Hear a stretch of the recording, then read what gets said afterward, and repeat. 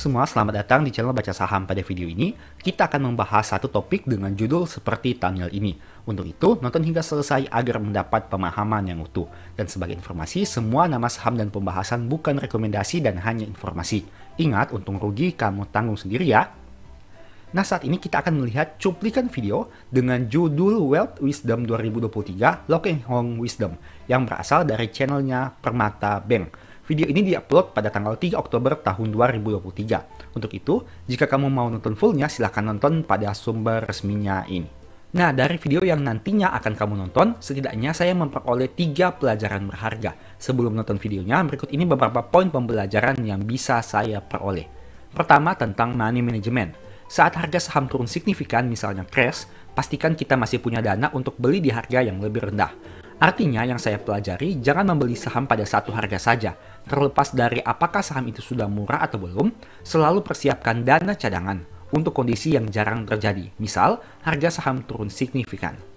Kita bisa belajar dari kisah LKH di saham bumi, di mana harga sahamnya turun signifikan bahkan menyentuh angka Rp50 per lembar saham. Tapi beliau bisa keluar dari saham itu dengan kondisi profit. Artinya di sini bukan hanya berbicara tentang cara analisa mahal dan murah saham, tapi bagaimana money management yang dilakukan. Tidak ada yang tahu minggu depan harga saham akan naik atau turun. Yang kita tahu hanyalah apakah kita masih punya sisa dana untuk beli saham jika harganya turun lebih dalam atau tidak. Artinya kita perlu fokus dengan hal-hal yang bisa kita kontrol, dan tidak perlu terlalu panik dengan hal-hal yang tidak bisa dikontrol.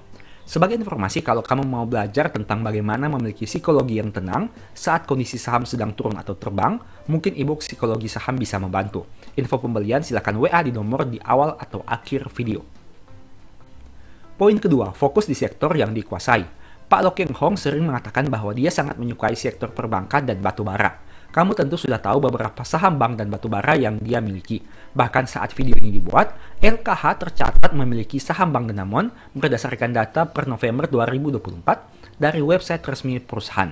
Artinya LKH menambah lagi koleksi saham bank yang dia miliki. Begitu juga dengan saham batubara di mana LKH senang melakukan pembelian terus-menerus di saham ABMM.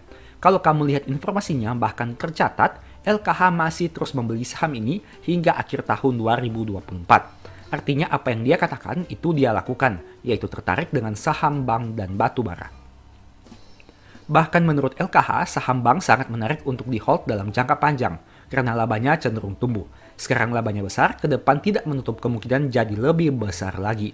Terkait hal ini, beberapa tahun yang lalu saya sudah sempat tulis di ebook Strategi Nabung Saham yang menggunakan saham bank sebagai contoh. Dan terbukti, data proyeksi yang digunakan beberapa tahun yang lalu ternyata realitanya jauh lebih besar hingga tahun 2024 ini.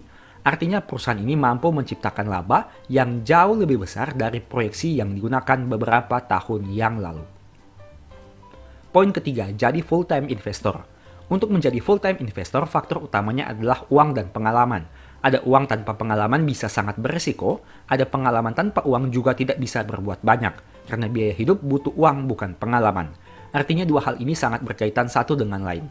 Lalu mungkin kamu bertanya, pada titik mana seseorang bisa menjadi full-time di pasar saham? Apakah dengan uang 100 juta, 1 miliar, atau berapa banyak? Nah, terkait hal ini saya sudah bahas pada ebook Stock for Living, di mana ebook itu banyak membahas tentang berbagai topik terkait hidup dari saham.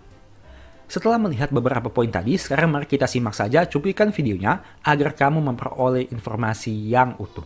Ketika tahun 2018 saya ada untung banyak di saham Indika Energy, di Indakiat, dan saya keluar, saya pegang cash banyak waktu itu tahun 2020. Ketika krisis, saya bisa belanja. Jadi ketika tahun 2020, nama saya muncul di Gajah Tunggal, pabrik ban terbesar di Asia Tenggara, sebagai pemegang saham nomor 3 terbesar. Muncul di Klipan Finance, nama saya juga pemegang saham nomor 3 di situ. Juga muncul di grupnya Penin sebagai pemegang saham nomor 2 di situ. Itu semuanya ketika COVID murah-murah, terus saya membelinya di situ. Jadi saya bukan sekedar ngomong, tapi disertai dengan tindakan itu ya. Nah, kan Bapak itu sudah melewati berbagai krisis ya Pak. Ada krisis tahun 98, ada krisis tahun 2008, ada 2013, ada kayaknya nih kita krisis panjang banget di 2020, 2023 gitu ya Pak ya. Ini dari katanya nih Pak ya, saya kan juga kurang paham. Dari semua krisis itu katanya ada benang merah gitu. Bener gak sih itu Pak? Katanya saya juga. Ya memang tahun 98 itu kita mengalami krisis yang sangat dalam ya. Bukan hanya krisis ekonomi tapi juga krisis politik ya. Sampai suku bunga naik sampai 60% ya. Jadi ada kerusuhan. Jadi krisis itu sangat mendalam. Sangat berat buat kita ya. Tapi kita bersyukur bisa pulih dari tahun 98 dan saya masih tertolong, nggak sampai habis uang saya ketika krisis itu. Kemudian tahun 2008 itu krisisnya bukan di kita, krisisnya di Amerika ya, subprime mortgage ya. Kita nggak krisis karena kita sudah mengalami tahun 98, jadi 2008 itu kita ekonominya sudah kuat, sudah pernah menghadapi krisis. Tapi 2020 yang cukup berat karena krisis itu melanda bukan hanya negara kita tapi di seluruh dunia melanda ya. Tapi tetap kita bisa survive ya. Sekarang semuanya sudah baik kembali ya. Dan Tuhan juga sudah menolong saya dan Bapak Ibu sekalian semuanya ya, nasabah-nasabah priority dari Bank Permata yang survive semuanya. Waktu pandemi memang kita melihat ya Bapak Ibu, enak banget tuh kalau melihat bahwa wah ini ada banyak saham yang harganya turun. Saya juga sebagai orang yang ya adalah kecil-kecil gitu kan ya main saham. Saya juga ada tuh ya belanja sedikit-sedikit ya harapan gitu kan. Tapi ya karena itu terlalu sedikit ya kayak kurang berasa ya Bapak Ibu. Nah cuman yang lucu adalah di sini ini kan sekarang udah lagi baik nih ya, banyak yang baik gitu ya Pak. Ini sektor apa nih Pak yang masih berpotensi kira-kira Pak gitu, maksudnya kan apakah terlambat gitu atau selalu saja ada kesempatannya, menurut Bapak bagaimana? Ketika krisis saham-saham murah itu banyak, tapi ketika sekarang ekonomi sudah pulih, sudah tidak banyak lagi yang murah-murah, tapi tetap masih ada ya. Tidak terlambat ya. Ada dua sektor yang saya sangat suka ya. Biasanya saya cemplungin uang saya, invest di situ sangat banyak. Satu tentu saja perbankan ya. Saya suka membeli saham bank karena bank itu labanya besar dan valuasinya murah-murah ya. Jadi saya masuk di bank. Jadi kalau lihat di annual report dua bank swasta, yang satu aset 350 triliun, satu 250 triliun, ada nama saya di situ di annual report. Yang kedua, sektor yang kedua adalah saya suka tambang batu bara ya. Jadi kalau dilihat di annual report tambang batu bara juga ada nama saya di sana ya, sebagai pemegang saham. Dua sektor ini saya sangat suka karena selain labanya besar dan valuasinya sangat murah. Ya, valuasinya sangat murah sekali ya. Tambang batu bara yang ada yang PI 3 kali ya. Ada bank-bank aset 350, 250 triliun, masih price to book masih banyak yang di bawah 1. Jadi dua sektor ini sangat saya suka. Suka terus apa dalam keadaan tertentu? Suka terus. Oke. Suka terus. Suka terus karena bank itu dia growing, bertumbuh. Tiap tahun labanya terus meningkat ya. Dia bertumbuh, labanya udah besar, semakin tahun labanya semakin besar, semakin besar. Jadi memiliki saham bank itu sebetulnya boleh kita pegang selamanya. Seperti kita punya suami atau istri, kita pegang sampai akhir hidup kita begitu. Nah Pak, kalau ada nggak Pak industri apa ya yang nggak populer, nggak Bapak, mungkin Bapak nggak suka ya, kita manusia ada yang kita suka, ada yang kita tidak suka. Ada yang mungkin Bapak nggak suka, tapi ternyata menarik nih gitu. Mungkin Bapak bisa kasih pandangan berbeda di sini? Yang tidak populer, ya. Ada perusahaan yang tidak populer, ya. Dan saya masuk sebagai pemegang saham nomor 2 sekarang di situ, ya, labanya 5 triliun kira-kira. Itu perusahaannya nggak populer, ya. Tapi perusahaan itu labanya lebih besar dari Inco yang populer, ya. Lebih hebat dari Unilever, labanya lebih besar dari Unilever. Lebih besar dari banyak perusahaan-perusahaan yang besar. Ya, jadi itu perusahaan sangat tidak populer. Ya. Tapi kalau lihat, wih, labanya besar sekali, 5 triliun lebih, dan ada nama saya di situ sebagai pemegang saham terbesar nomor 2 di situ. Ya. Industri tentu tambang batu bara, ya, ahli tambang. Ya. Tapi perusahaannya tidak populer. Tidak populer, ya, tidak populer. Iya. Okay. Tapi labanya jauh lebih besar dari yang populer. Oh oh apa itu?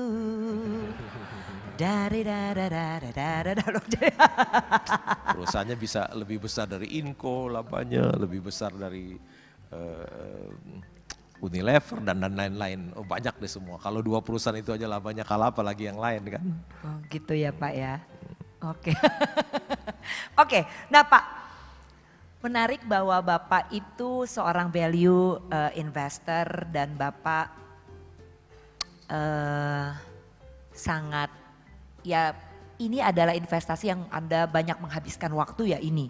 Ya bisa dikatakan jadi akhirnya Bapak jadi full time investor saham ya Pak ya, bisa dikatakan demikian. Iya. Nah, kalau ada teman-teman kita Pak di ruangan ini yang mau mengikuti jejak Bapak, ya, mau menjadi full time investor juga, apa yang perlu diperhatikan, apa yang perlu dipersiapkan Pak? Yang perlu dipersiapkan nomor 1 uang.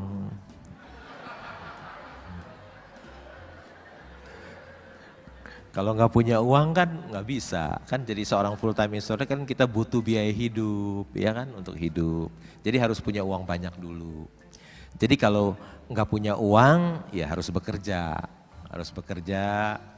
hidup hemat dan sederhana, sisa uangnya baru dibelikan saham, ya. Seperti saya juga dulu begitu. Saya bekerja di bank 17 tahun, ya, hidup hemat dan sederhana, ada sisa uangnya dibelikan saham. Tentu kalau mau jadi full time dia harus punya uang yang banyak dulu. Karena kalau dia tidak punya uang banyak, nanti modal dia akan tergerus oleh biaya hidup. Habis, kemakan. Ya. Tentu yang kedua dia harus punya kemampuan, pengalaman, ya, jadi harus punya uang dan punya pengalaman, punya kapasitas seperti itu. Jadi kalau punya uang hanya sedikit, ya janganlah, lebih baik bekerja untuk biaya hidup. Karena kalau uang sedikit jadi full time investor, habis tergerus oleh biaya hidup. Apalagi kalau orangnya boros, cepat habis uangnya. Jadi kriteria itu harus punya uang banyak dulu. Uang banyak, iya. Dan kemudian harus punya pengalaman. Iya. Ya it's safe to say bahwa full time investor itu ya harus diawali dengan kesadaran bahwa Anda sudah harus betul-betul ready secara finansial dulu. Jadi ini bisa dilakukan bertumbuhnya pada saat Anda bekerja dulu gitu ya, untuk bisa menjadi full time. Yes, nah waktu itu Bapak di usia berapa itu Pak mulai bermain saham? Saya mengenal saham sangat terlambat. Terlambat? Terlambat, iya.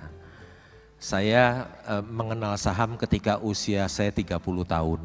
Ya, sekarang kan usia saya 64, jadi saya baru tahu saham itu 34 tahun. Ya. Jadi mulainya telat umur 30. Coba kita lihat Warren Buffett. Dia sudah membeli saham ketika usianya 11 tahun. 11 tahun. Kalau saya telat 30 tahun baru tahu saham itu apa. Kalau nggak telat sama kayaknya.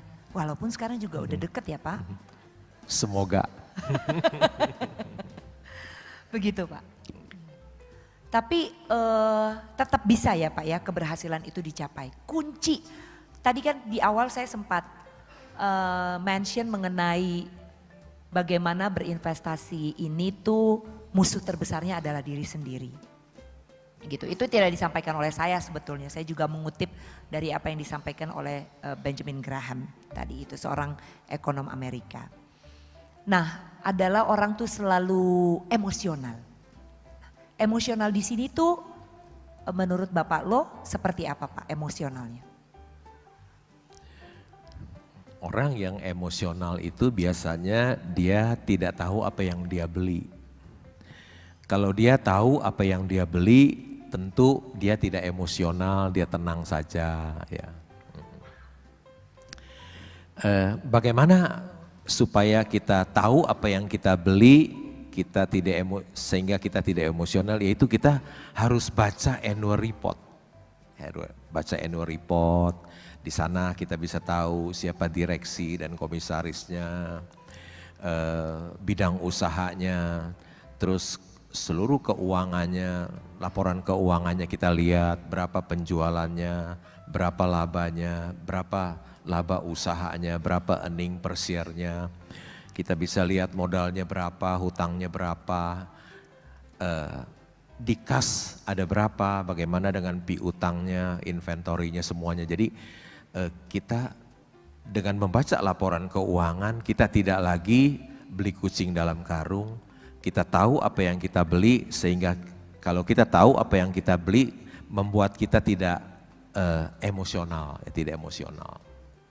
Begitu. Bapak pernah cut loss gitu Pak, misalnya pada saat harga saham sedang tertekan gitu, misalnya Bapak pernah lepas cut loss atau prinsip Bapak bertahan?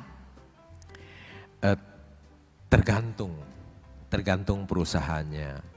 Jadi kalau dia lagi tertekan, sahamnya turun, kita lihat. Kalau perusahaan ini bagus, perusahaannya bagus, tetap bagus, tentu kita akan bukan hanya jual, bukan hanya tahan, tapi kita beli lebih banyak. Beli lebih banyak.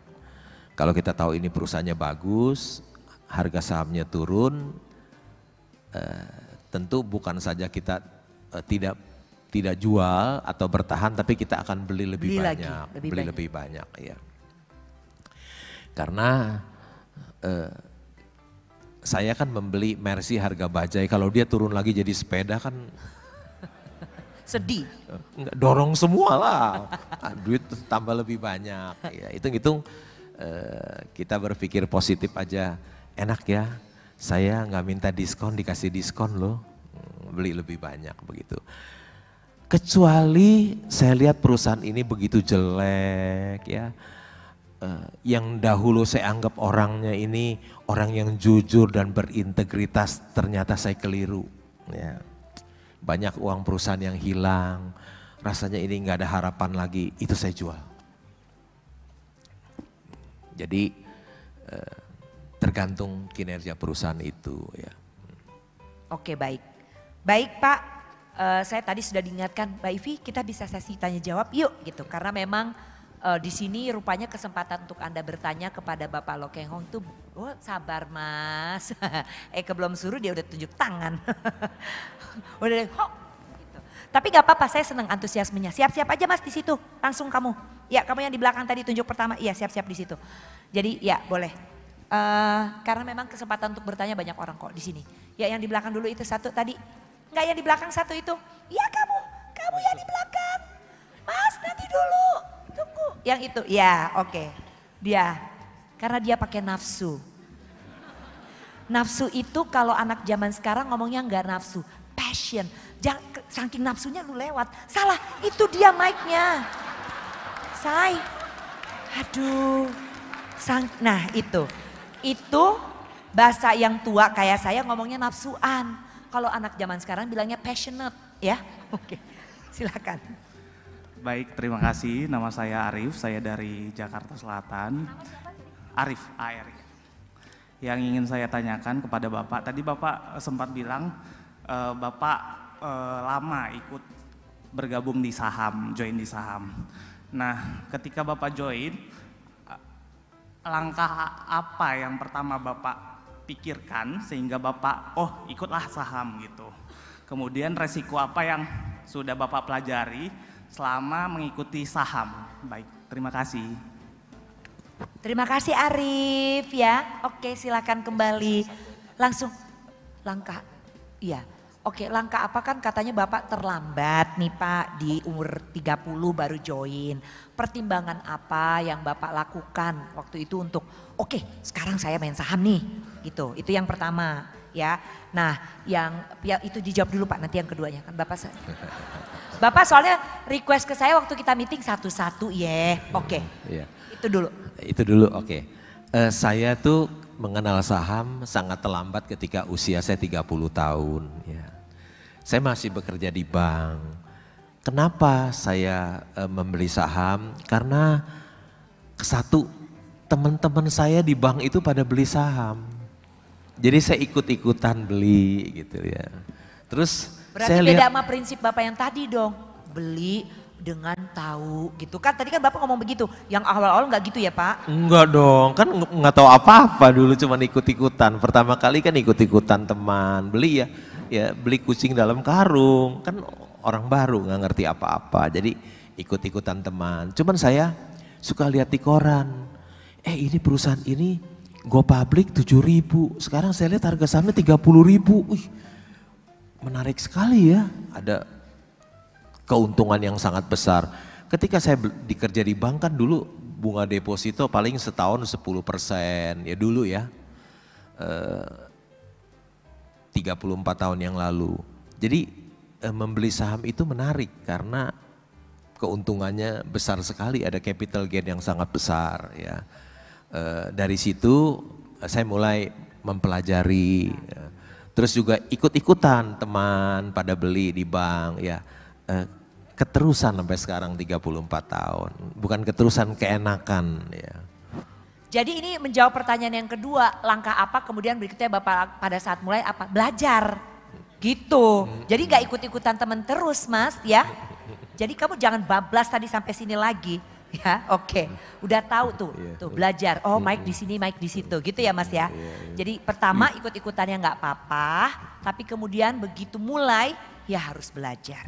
Ya, ada orang yang belajar dulu terus mulai, ada orang yang mulai terus belajar, ya nggak apa-apa, yang penting ada belajarnya, gitu. Oke, berikutnya, yang tadi ya, nah oke boleh yang itu. Nanti Bapak ya itu dulu, yes. Tunggu sebentar, banyak, tenang, yes. Sabar. Thank you untuk kesempatannya. Saya Desimon, saya member Hungry Stock juga Pak. Namanya siapa Mas? Desimon. Desimon, Ya. Oke. Sorry agak gaung Mas di sini, sorry. Oke. Saya juga udah baca buku Pak Lu dan belajar banyak dari situ.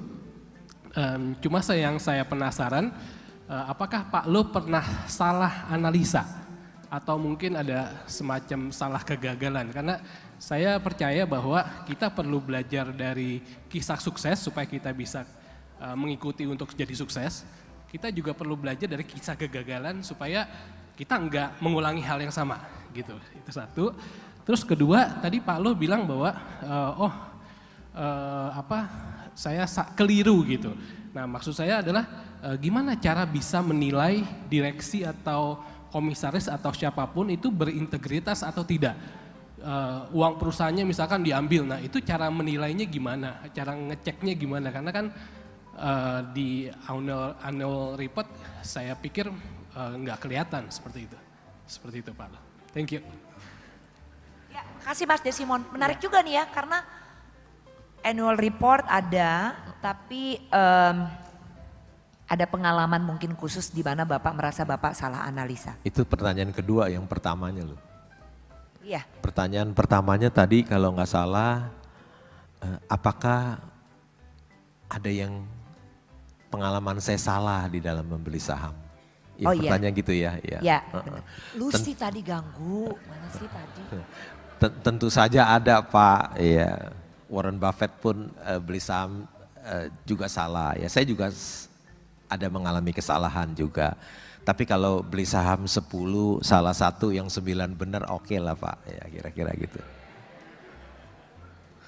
Biasanya saya salah karena tata kelola yang buruk, saya salah melihat orang. Ya. Saya pikir orang ini orang yang jujur, berintegritas, ternyata tidak. Ya, ternyata tidak, ya saya melakukan kesalahan di dalam menilai orang. Terus pertanyaan yang berikutnya adalah bagaimana kita tahu mengenai tata kelola yang baik. Ya. Kalau satu perusahaan sudah membukukan laba yang besar, udah kita merem aja, anggap aja itu tata kelola udah baik lah. Ya. Karena nggak mungkin kalau satu perusahaan labanya besar, terus tata kelolanya buruk, kan nggak mungkin. Ya, kalau perusahaan itu udah membukukan laba 5 triliun, 6 triliun, ya udah kita merem aja. Kita anggap perusahaan itu baik. Kalau nggak baik kan labanya hilang semua, ya. Yang kedua, tentu dari laporan keuangan pun kita bisa lihat misalnya ada transaksi afiliasi, ya. Ada perusahaan itu melakukan pembelian aset dari perusahaan afiliasi dengan harga yang mahal sekali, itu juga bisa kita ketahui.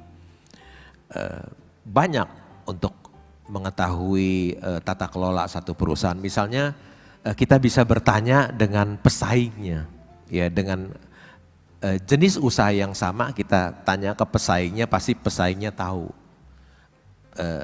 bagaimana perusahaan tersebut, ya. Atau kita juga bisa bertanya kepada suppliernya pun tahu perusahaan ini pembayarannya kepada dia bagaimana, karyawannya sendiri pun tahu, ya. Atau jurnalis pun tahu, ya. Biasanya jurnalis juga tahu, suka menulis tentang seseorang. Jadi banyak sumber kita bisa mengetahui si pemilik perusahaan itu seperti apa. Demikianlah pembahasan singkat pada video ini. Selalu ingat bahwa semua saham yang disebutkan bukan rekomendasi dan hanya bersifat edukasi serta informasi. Mohon juga agar dapat mengecek kembali data yang ditampilkan karena bisa saja terjadi kesalahan pengetikan atau pengambilan data. Di video berikutnya ingin dibahas materi apa lagi? Tulis di kolom komentar ya. Sebagai informasi, berikut ini beberapa list ebook baca saham. Pertama, psikologi saham. Kedua, stock for living. Ketiga, strategi nabung saham. Keempat, the stock market. Dan yang kelima, cara cepat analisa laporan keuangan. Apabila tertarik, chat saja pada nomor WA yang ada. Sekian video ini, semoga bermanfaat. Thank you.